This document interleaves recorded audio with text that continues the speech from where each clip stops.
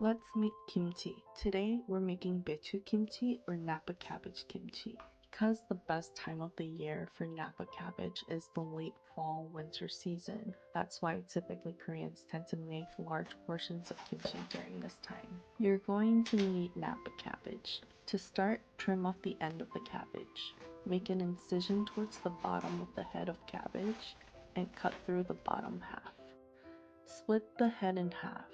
Make an incision and cut down each of the halves so that you can later divide it into quarters. I'm making one head today because this is a rather large cabbage. In case you didn't know, Napa cabbages have a lot more water content than regular cabbage that you might use to make coleslaw. Most of the water content is contained in the white parts of the Napa cabbage. I'm using coarse sea salt to draw out the water. You can use fine sea salt or even kosher salt. Preparing the cabbage itself before it is ready to be seasoned with your kimchi paste is the most time consuming. Salt each layer of the cabbage, layer by layer. I would recommend focusing on salting the white parts of the cabbage instead of the leaves, as the leaves do not contain as much water content. Once you get to the center core of the cabbage and it gets too difficult to separate the layers, I like to just add a little bit of salt on the core. Set it aside. In addition to salting the layers of cabbage, I like to create a saltwater brine by dissolving some salt in hot water.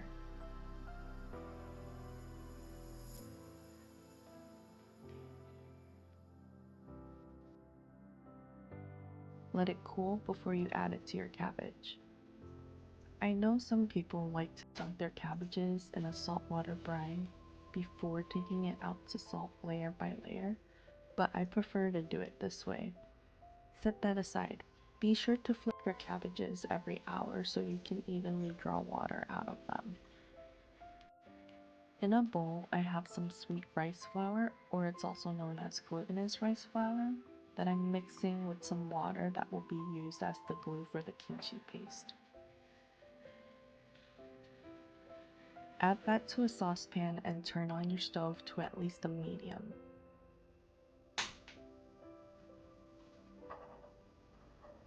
Add some more water and continue to stir. I would recommend a 1-to-1 ratio. 1 tablespoon of flour to 1 cup of water. You're going to cook this until you reach the consistency of congee, and you can tell you're getting close once you see rice paper begin to form on the sides of your saucepan. Make sure that you are continuously stirring during this process. I am adding about 2 tablespoons of cane sugar and mixing that in until it dissolves. You can also substitute this with white sugar.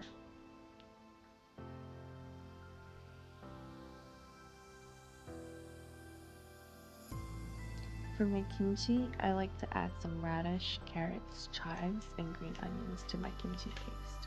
If you don't have Korean radish like I do, you can also use green radish or daikon. Peel the skin and cut the radish into matchsticks. If you don't feel confident in using a knife, you can always use a mandolin and use the julienne attachment. I've found that my kimchi can sometimes end up being a little too watery. Radishes also have a lot of water content, so I like to salt my radish before I add them to my kimchi paste. All you need is a pinch of salt and mix it into your radish to draw out water and set it aside. Peel and cut or julienne your carrots the same way. I personally prefer my carrots and radishes julienne, but my boyfriend likes them cut a little bit thicker, so to compromise, I'm using both sizes in this batch of kimchi. I'm using buchu or Asian chives and cutting them into 2 to 3 inch pieces. Slice your green onions.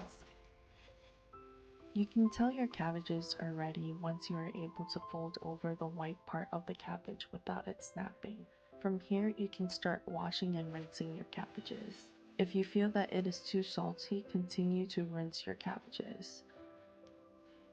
In addition to the rice porridge paste we made earlier, we're also going to make a base for the kimchi. That base usually involves some onion, garlic, and ginger. I don't really like to add ginger to my kimchi, so I'm omitting it. I peeled a Korean pear earlier and I'm adding that to my base as it adds some sweetness. You can also use apples as a substitute for the pear. I'm also adding some fish sauce along with some meshichon or plum syrup before blending that in a food processor. Once you've squeezed and drained the excess water from the radish, you can begin to assemble your kimchi paste. Of course, this is also after you've drained and squeezed the excess water from your cabbages. I've got some 새우젓 or salted shrimp, along with some gochugaru or green hot pepper flakes, along with the ingredients I prepared earlier. We're going to start with adding the thin rice porridge you made earlier to a large bowl. Add the blended onion, garlic, and pear and mix until evenly combined. Add in the 새우젓 and your gochugaru. Some people like to dice the shrimp before adding it in, but I like to add it as is. I don't usually measure when I cook, but when I make kimchi, I usually add the gochugaru as I go, until the color of the kimchi paste matches the color of the gochugaru. At this point, I would recommend trying the kimchi paste so that you can add more gochugaru, fish sauce, or meshichon depending on what you feel like. I added some fish sauce along with some additional meshichon. If you're making kimchi, I would highly recommend that you get some gochugaru.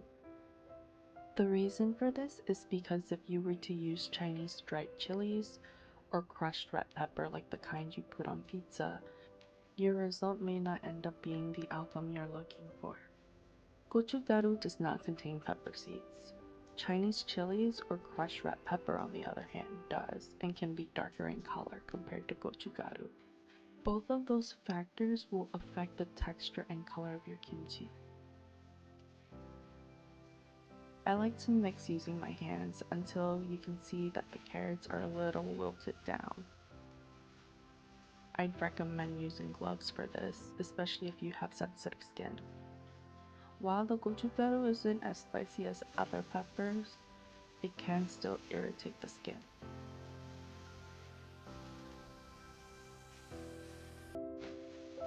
Grab your cabbage and season the cabbage layer by layer with your kimchi paste, just like you did when you were salting them.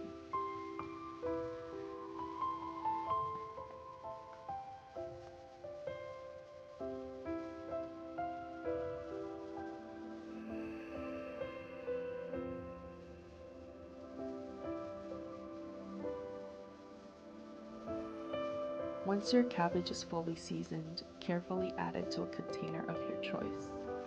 You can use kimchi containers like the one I have, as they are designed to contain kimchi.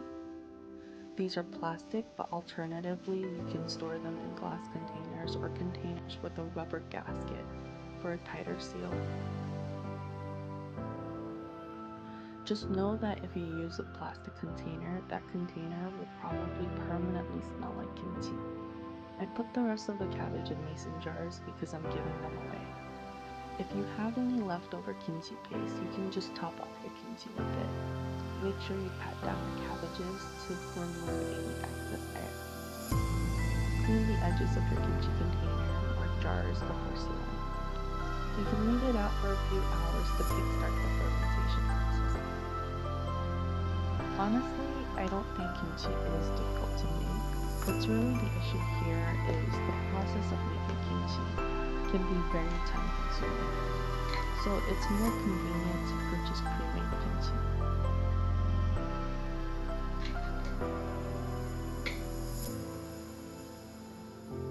After about 2 weeks, this is what the kimchi looks like.